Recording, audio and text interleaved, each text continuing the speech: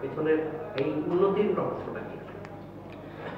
আসলে লাস্ট যতগুলি টুর্নামেন্ট খেলছি চেষ্টা করছি নিজের 100% দিয়ে নিজের বেসিকগুলি মাঠে প্রপার ইউটিলাইজ করার চেষ্টা করছি। তো ওইভাবে স্পেসিফিক বলতে গেলে অনেক লম্বা হয়ে যাবে, লম্বা করতে চাই না।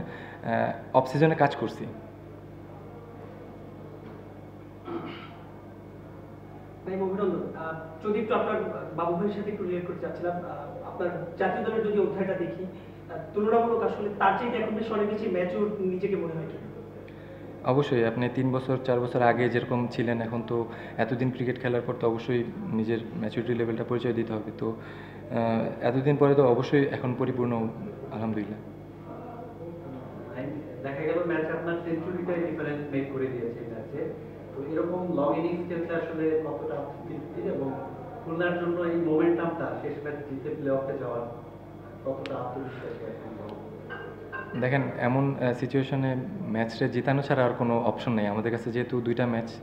তো ম্যাচে ভালো কিছু কন্ট্রিবিউশন করতে পারছি, এটার জন্য ভালো লাগতেছে। আর যেহেতু আমরা অনেক নিচের দিকে, উপরে উঠতে হলে 2টা ম্যাচই জিততে হবে। তো ওইটাই প্ল্যান ছিল যে বেসিক প্ল্যানে যত টিমরে যত ডেপথে নেওয়া যায়।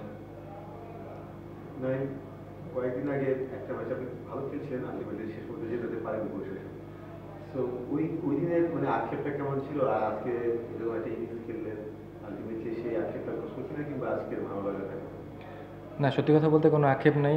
চেষ্টা করতেছিলাম এক টুর্নামেন্টের ফার্স্ট ডে থেকে স্টার্ট করছি যে আমি যে ফ্লোতে খেলতে চাই ওই ফ্লোটা যেন কন্টিনিউ করতে চাই। আপনি দেখবেন ম্যাক্সিমাম ম্যাচে, আমি 2টা ম্যাচ বাদে ম্যাক্সিমাম ম্যাচে আমি স্টার্ট পাচ্ছিলাম। হয়তো 2-3টা একটু লম্বা হয়েছে। এরপরে আমি যেটা চাচ্ছিলাম যে লম্বা ইনিংস, অ্যাজ এ ওপেনার আপনি যখন টিমকে একটু ভালো কিছু দিতে পারবেন, 70-80 দিতে পারবেন, তখন একটা টিমের জন্য ইজি হয়ে যায়।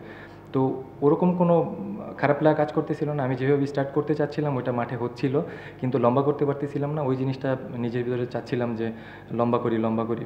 এমন না যে কোনো আত্মতৃপ্তিতে ভুগতেছিলাম, এরকম কোনো কিছু না। আপনার তো নিশ্চয়ই একটা প্রত্যাশা ছিল টুর্নামেন্টে গিয়ে আর কি, সেঞ্চুরি করলেন, এ পর্যায়ে এসে আপনার কাছে মানে কি মনে হচ্ছে, আপনি কি আপনার প্রত্যাশার জায়গাটা পূরণ করতে পারছেন? না, সত্যি কথা বলতে কোনো প্রত্যাশা ছিল না। বেসিক প্ল্যান যেটা, যে আমি আমার খেলা এই প্রসেসে যাইতে চাই, যে এরকম কোনো এক্সপেকটেশন রাইখা টুর্নামেন্ট স্টার্ট করছি এরকম কোনো কিছু না। আমি নিজে চেষ্টা করতেছি যে যেটা বলতেছেন যে কোনো লক্ষ্য সেট করে আমি টুর্নামেন্ট খেলতেছি না। আমি নিজে ইমপ্রুভ করতে পারতেছি কিনা এই জিনিসটা চেষ্টা করতেছি। নিজের সাথে নিজের চ্যালেঞ্জ, যে আমি এই জিনিসটা ইমপ্রুভ করতে চাইছি, এটা কি হয়েছে কিনা। তো নিজের সাথে নিজের চ্যালেঞ্জ, ওরকম স্পেসিফিক টুর্নামেন্টে স্টার্টের আগে এনসিএল যখন স্টার্ট হয়েছে কোনো লক্ষ্য ছিল না যে হাইস্ট রান গেটার হইতে হবে, বা এই টুর্নামেন্টে ভালো করতে হবে, একটা টুর্নামেন্ট ভালো শেষ করে আসছে আরেকটা ভালো খেলতে হবে, এরকম কোনো প্ল্যান ছিল না। নিজের সাথে নিজের চ্যালেঞ্জ, যে যত বেশি বড় করা যায়। আমি একটু রংপুরের বোলিংটা নিয়ে জানতে চাচ্ছি। যে ওরা তো 4টা ম্যাচ টানা হারলো, আপনি এই ম্যাচে পুরো ইনিংসই তাদের বোলিংটা দেখলেন, তো আপনার কাছে কি মনে হয়েছে, তারা কেউ মানে টুর্নামেন্ট আগের ম্যাচগুলোর তুলনায় একটু খারাপ বোলিং করছে নাকি, মানে আপনি কিভাবে অ্যানালাইসিস করবেন? ওইভাবে যেভাবে বলছেন ওইভাবে অ্যানালাইজ করে ভাই খেলা অনেক ডিফিকাল্ট আমার জন্য। আপনি মানে পুরো ইনিংসটা তো খেললেন, আজকে তাদের বোলিংটা নিয়ে আপনি কি বলবেন? ওরা চেষ্টা করছে, আমি আমার 100% চেষ্টা করছি। আমার এক্সিকিউশন বেশি বেটার হয়েছে দেখে হয়তো আমি সাকসেস, হয়তো ওরা প্রপার এক্সিকিউশন করতে পারে না, এর জন্য হয়তো ওরা অনেক ভালো বলিং ডেপথ, কিন্তু আমি আমার 100% দেওয়ার চেষ্টা করছি, এর জন্য হয়তো success. They are very good বলার। তো আমি ওদের নিয়ে অ্যানালাইজ করতে পারবো না ভাই, ওদের। একটু আগে আপনি বললেন যে এখন যেহেতু সিনিয়র হয়েছেন, অনেক পরিপূর্ণতা এসেছে, মানে এই জায়গাতে মানসিক পরিবর্তন অথবা শর্ট সিলেকশন, মানে যদিও কোচিং কাজে কাজ করেছেন বা অফ সিজনে কাজ করতে বলেছেন, তারপরেও আপনার মনে হয় চেঞ্জটা কোথায় বেশি ইম্প্যাক্ট করেছে? আপনার মানসিক চেঞ্জ নাকি আপনার শর্ট সিলেকশন বা ভিতরে আরো কিছু আছে?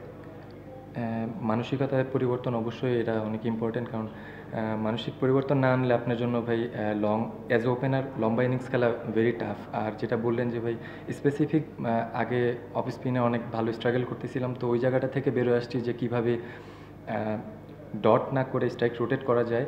আর হচ্ছে রেঞ্জ হিটিং, যদি আমি ভালো মুশফিক ভাইয়ের কথা বলতে হয়, আমি মনে হয় আরও 3 বছর আগে মুশফিক ভাই বলছিল রিভার্স সুইপ যদি কাজ করতে পারি তাহলে হয়তো আমার জন্য অনেক ইজি হয়ে যাবে। তো এখন অফ স্পিন বলে রিভার্স সুইপের জন্য আমার ইজি হয়েছে। দেন স্লগ সুইপ আগে অনেক ভালো ছিল, মাঝখানে আমি অনেক স্ট্রাগল করতেছিলাম, আউট হইতেছিলাম। তো এইসব জায়গা বলতে গেলে অনেক লম্বা হয়ে যাবে। তো অবশ্যই কিছু জিনিসের পরিবর্তন আনছি দেখে হয়তো এখন সাকসেসটা আসতেছে।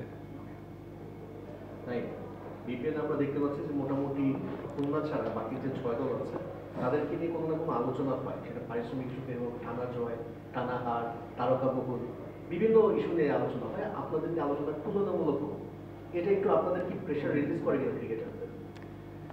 জানি না ভাই, আপনার কোশ্চেন মানে আমার কাছে অনেক ডিফিকাল্ট মনে হয়েছে।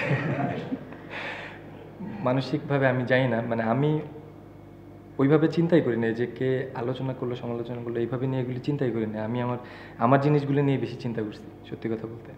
আপনাদের টিমের কথা, টিমের এনভায়রনমেন্টের কথাটা আসলে জানতে মানসিকভাবে মিরাজ ভাই তো অনেক মেন্টালি স্ট্রং একটা ছেলে, তো সবাইকে বুস্ট আপ করে রাখার চেষ্টা করে, ড্রেসিং রুমটা কাম রাখার চেষ্টা করে। হয়তো আমরা টানা 3-4টা ম্যাচ হারছি, তো ওইভাবে পেশেন্টলেস ছিল না কেউ যে প্যানিক করে গেছে এরকম না। আমরা জানি কিন্তু যে আমরা 2টা ম্যাচ না জিততে পারলে বাদ হয়ে যাব। এর আগে যে বরিশালের সাথে যেহেতু আমরা আগের দিনে হারছি, 180+ স্কোর ছিল, আমার মনে হয় না যে এত রানের উইকেট ছিল। আমরা ভালো ব্যাটিং করছি, বাট ভালো বোলিং করতে পারি না, হেরে গেছি। তো ওই জিনিসগুলি ড্রেসিং রুম অনেক সময় অনেক প্রেশার, অনেকে উল্টাপাল্টা কথা বলে, তো ওরকম কোনো কিছু হয় না, সবাই ভালো এনভায়রনমেন্ট ছিল। লাইক আজকের ম্যাচে নামার আগে আপনাদের পয়েন্ট টেবিলটা কতটা প্রভাবিত করেছে? মানে বেটার খেলতে হবে, লক্ষ্যকে হারাতে হবে। এইটা ভাই আমরা আরও 2 দিন আগে থেকেই জানি, যেহেতু বরিশালের সাথে হারার পরেই জানি যে আমরা হারলে বাদ টুর্নামেন্ট থেকে। তো সবার ভিতরে তো ওইটা ছিল, ডিসিশন মেকিং নিয়ে, ব্যাটিং করবো না বোলিং করব। তো ওভারঅল এই প্রেশারটা থাকে আপনার, এরকম বড় টুর্নামেন্ট খেলতে গেলে এরকম প্রেশার থাকবেই। আপনার এই ট্রান্সফরমেশন প্রসেসে কার হেল্পটা আপনার সবচেয়ে মূল্যবান ছিল, বা কার ইনপুটসগুলো আপনাকে আসলে পজিটিভ চেঞ্জ বা নাইসে আপনার খেলার জন্য কোনো ইন্ডিভিজুয়াল কোচ কিংবা মেন্টাল কোচ এনিওয়ান? যদি ওইভাবে স্পেসিফিক বলতে যাই, ডোমেস্টিক সব কোচের কথাই বলতে হবে। বাবুল স্যারের সাথে কাজ করছি, সুজন স্যারের সাথে কাজ করছি, আনোয়ার ভাই নামে একজন আছে, ওনার সাথে কাজ করছি। আর ওইভাবে যদি একদম পার্টিকুলার একজন বলতে চান, তাহলে আমি মাইন্ড ট্রেনিং নিয়ে কাজ করছি, তো ওটাও অনেক ইম্প্যাক্ট রাখতেছে এখন। ডিসিপ্লিনে অনেক ইম্পর্টেন্ট জিনিস, ওগুলি মেনটেন করার চেষ্টা করছি। ডেফিনেটলি আমার ফ্যামিলি।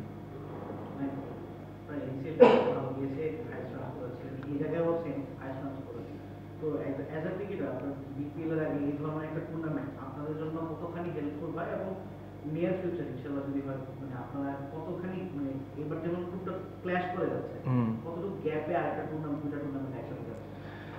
ভালো কোশ্চেন ভাই। সত্যি কথা বলতে আমার জন্য, যেমন আমি একটু মেন্টালি না, ফিজিক্যালি একটু ডাউন। ব্যাক টু ব্যাক আপনি 4 ডে খেলে, আবার একটা T20 টুর্নামেন্ট মেবি 14-15 দিনে 12টা না কটা ম্যাচ খেলছি, এরপর অল্প কিছুদিন ব্রেকের পরই এই টুর্নামেন্ট। একটু যদি লম্বা গ্যাপ থাকে তাহলে আমাদের জন্য খুবই ভালো। আর আমি চাই প্রত্যেকবারই এই টুর্নামেন্টটা ক্যারি করুক, বিপিএল এর আগে যেটা হয়েছে, কারণ আমাদের এই বিপিএল বাদে কিন্তু অন্য কোনো আর T20 প্ল্যাটফর্ম নাই। তো আমি চাই, এটা বোর্ডের কাছে রিকোয়েস্ট থাকবে যে প্রত্যেকবার যেন এই টুর্নামেন্টটা ক্যারি করে। আপনার জন্য বেসিক্যালি আপনাদের টিমের জন্য মুশফিক হাসান অনেকদিন পর ইনজুরি থেকে ব্যাক করে আসছে, সেক্ষেত্রে একটা ম্যাচ এবং ভালো করেছে, এবং আমরা দেখলাম হাসান তো ধারাবাহিকভাবে ভালো করছে। এই দুজনের বোলিংটা আসলে আপনাদের টিমমেট হিসেবে কতটা এনজয় করেছেন, এবং আপনার নিজেও ব্যথা পেয়েছিলেন ইনজুরিতে, ক্যাচ করতে গিয়ে দারুণ ক্যাচ করেছেন, সেটার কি অবস্থা? না, অবশ্যই মুশফিক অনেকদিন পরে ইনজুরি থেকে কামব্যাক করছে, ভালো স্টার্ট, দুর্দান্ত বোলিং করছে। আর হাসান তো অ্যাজ ইউজুয়াল সবসময় ভালো করে, ওর উপর আমাদের টিমের ট্রাস্ট অন্যরকম। তো ওরা গেমের ডিফারেন্স বের করে দিচ্ছে বোলিং পার্টে। যেটা যদি বলেন যে রনি ভাই বাদে কিন্তু সবাই মোটামুটি ভালো করার চেষ্টা করছে, কিন্তু হাসান, মুশফিক ওরাই গেমের ডিফারেন্স সিনারি বের করে দিচ্ছে। আপনার ব্যথা পেয়েছিলেন? না, ঠিক আছে, রেস্ট নিলে, জাগুজি বা আইসবাদ নিলে ঠিক হয়ে যাবে মনে হয়। বিশেষ করে কি আপনার ফার্স্ট 100 বিপিএল, মানে এটা কত স্পেশাল, আর হচ্ছে এবার রান হচ্ছে অনেক, 8টা সেঞ্চুরি হয়ে গেছে মনে হয়, 7টা বা 8টা করে টুর্নামেন্টে সর্বোচ্চ। উইকেট হোক, এই যে রান হচ্ছে, এটা আপনি কিভাবে দেখেন, এবং আপনার সেঞ্চুরিটা আপনার কাছে কত স্পেশাল ছিল? না, এটা ফার্স্ট না সেকেন্ড আমি এক্স্যাক্টলি বলতে পারতেছি না। এর আগে একটা 100 করছিলাম, ওটা কাউন্ট হয়েছে কিনা আমি জানি না। এটা সেকেন্ড আই থিঙ্ক, আমার যতটুকু বিপিএল। হ্যাঁ, তো অবশ্যই এটা জন্য স্পেশাল। আর একটা কি কোশ্চেন করলেন ভাই? রান হচ্ছে ভালো, প্রায় 8টা সেঞ্চুরি হয়ে গেছে আসলে, এটা এর কখনো হয়নি। এইরকম রান হচ্ছে বা মানে কিভাবে দেখেন এই বিষয়টা? অবশ্যই এরকম ভালো উইকেট হইলে সবসময় আমরা ধরেন এর আগে আমাদের দেশি প্লেয়ারদের নিয়ে অনেক কোশ্চেন হতো যে আমরা বাউন্ডারি মারতে পারি না, 4-6 মারতে পারি না। আপনি ভালো ট্র্যাক দেন অবশ্যই আমরা ভালো খেলবো। এখন দেখেন আপনি এরকম উইকেট দিলে ব্যাটসম্যানরা সবসময় রান করবে। তো বাইরের দেশে আমরা সবসময় দেখি যে ওরা মারতেছে এরকম, আমরা সবাই এরকম মেন্টালি চিন্তা করে মানে আমাদের দেশি প্লেয়ারে পারে না। আসলে ব্যাপারটা এরকম না, ভালো উইকেট থাকলে আমরা দেশি প্লেয়াররা অনেক রেঞ্জ হিটিংয়ে খুবই ভালো। Thank you. থ্যাংক ইউ ভাই।